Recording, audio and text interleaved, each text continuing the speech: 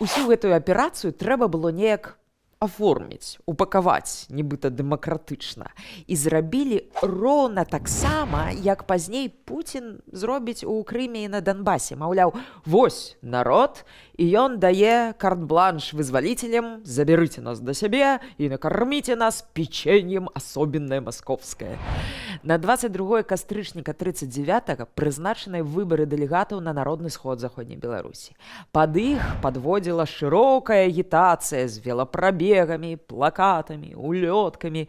Толькі ў Ваўкавыскім, напрыклад, раёне прайшло 197 сходаў і мітынгаў, і яўка на выбары фантастычная, 97%. Цікава, што галасавалі, у тым ліку, жаўнеры Чырвонай арміі, якія тут дыслакаваліся. А што? У дакладной запісцы сакратара Беластоцкага абкаму ЦК КПБ бальшавікоў мы чытаем, што выбары прайшлі ва ўмовах ажестачоннай класавай барьбы, але яны справіліся. І вось выснова.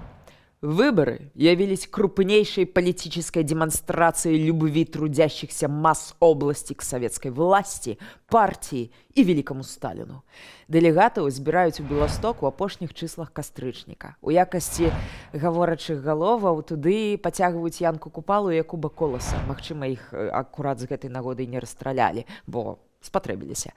Там жа Сергей Прытыцкі, з якога ўжо пачалі ваяць суперзорку, бо патрэбныя героі. І таксама там палітвязні з польскіх турмаў.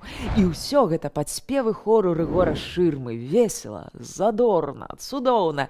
Толькі вось Шырму, дарэчы, праз 2 гады арыштуюць, і выжыве ён толькі дзякуючы заступніцтву Якуба Коласа. Яму пашчасціла.